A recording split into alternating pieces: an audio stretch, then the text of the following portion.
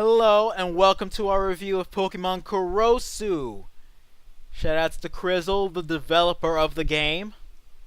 If you don't know, he also made CAWPS and Outlaw. And trust me, you'll see plenty of references to those two games. Okay, maybe not plenty, but a few. First of all, Krizzle's a good guy. You know why? Because he releases his games completed. He doesn't release betas that only go up to 2 gyms. And then you're stuck figuring out, wondering, when's the next beta? And then he gets that question a million times. He just would rather release the game already completed. So he's a good guy for that. Alright, let's get started off with the review actually by talking about the storyline. And the storyline is some crazy stuff. Not family friendly, as expected from Krizzle. Not politically correct even. Again, expected from Krizzle. But it starts out, you're a female protagonist. You can only be the female character. There's no gender selection. There's no are you a boy or are you a girl. You can only be a girl.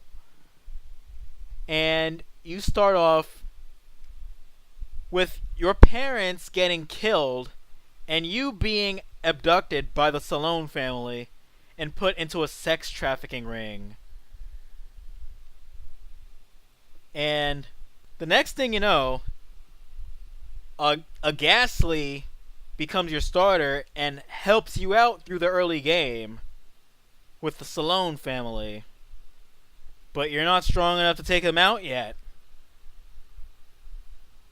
So you end up going to the other Sevi Islands. It does take place in the Sevi Islands, by the way, and also later Kanto. You go through all the Sevi Islands. You face the gangs, the different gangs, and their leaders. And then later on, you find a familiar face from late CAWPS that you have to take down. And then you get into the Kanto region. And it's taken over by the protagonist from Pokemon Outlaw, referred to as the Outlaw. And everyone worships the Outlaw. He's like the dear leader, the North Korean dictator. The next thing we're going to talk about then is that you have to face all the gyms. You scramble around all the gyms in Kanto in order to play in the World Tournament, which is the Elite Four's replacement. So instead of facing a set of 4 trainers, champion, you play through the tournament and then eventually, not spoiling anything else.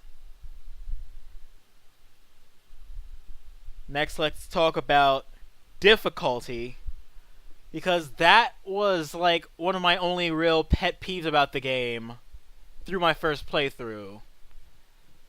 And it's a little more so my fault that I was speeding through the game.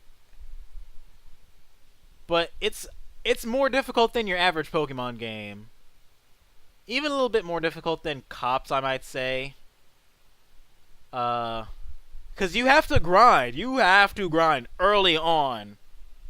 Because if you don't grind by the time the bosses are like level 30, and the bosses are a big spike from the regular trainers and the grunts. If you don't grind, you'll be stuck fighting level 8 Pokemon.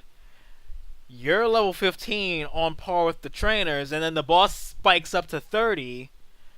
What are you gonna do? You can't do shit.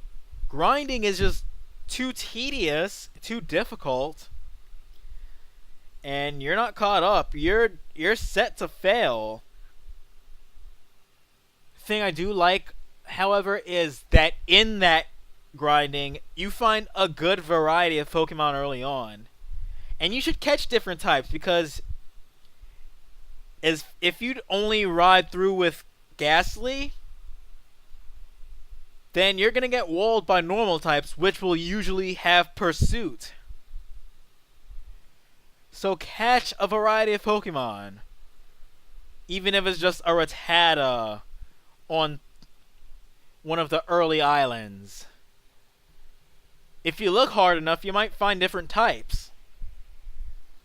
And it's not really a game I recommend Nuzlocking. In fact, Krizzle has said himself that the game wasn't meant to be Nuzlockable.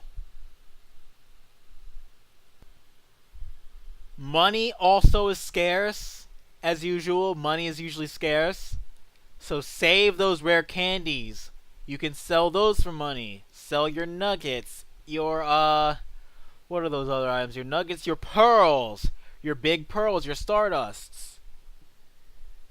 That's my only recommendation as far as difficulty is grind. Grind early. Make it easy now so it doesn't have to be tedious later. And then let's talk about next the other features of the game that the game has. You have a bigger variety of Pokemon. It's not just Gen 1 through 3. It's also a few Gen 4 Mons, 4, 5, and 6. Some of Krizzle's favorites. Stuff that makes the game a little bit interesting. Even though you only really have access to like 2 4th Gen Mons. There are others that enemy trainers have. Also, physical special splits in the game. A couple of moves to compensate for that, such as Dark Pulse, Thunder Fang. Not a lot of stuff. It's not like a complete 4th gen overhaul of a 3rd gen game. But it's something to make the game a little bit interesting, which is unusual for Krizzle fashion. What is typical Krizzle is fishing does not exist.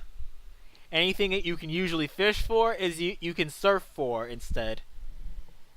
Whether it's because Krizzle is too lazy to put in fishing or to edit fishing Pokemon, or he just hates fishing in general. I don't know. You can run indoors, which is always nice. Faster than walking. Black and white repel system where if the repel wears out, it asks you if you want to use another instead of having to go back into your bag. TMs may not be reusable, but you have a good variety of TMs. So, excuse me while I cough.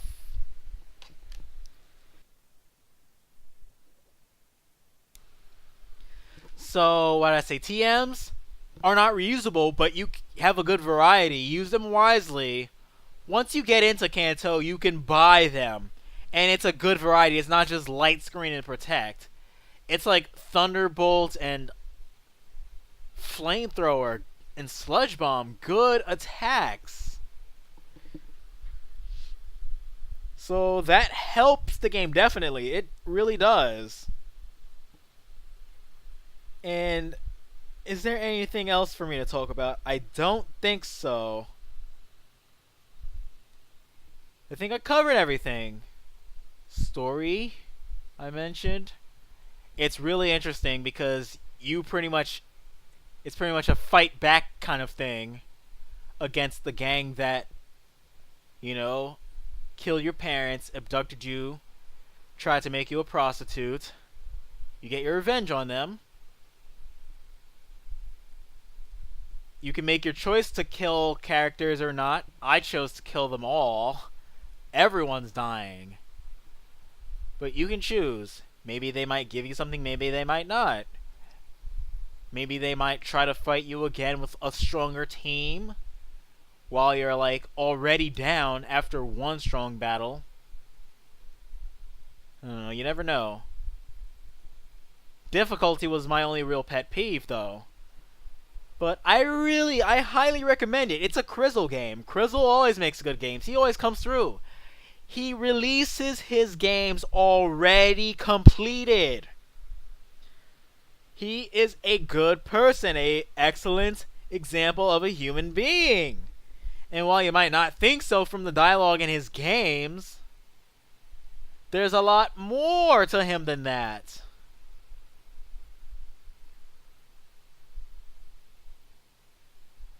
So definitely play it. Like, do it. With that, though, I will say goodbye, people. If you enjoyed this review, make sure you leave a like, comment, subscribe, share with your friends, whoever's considering looking for a ROM hack, whoever's considering playing this game even. And until next time, free your minds.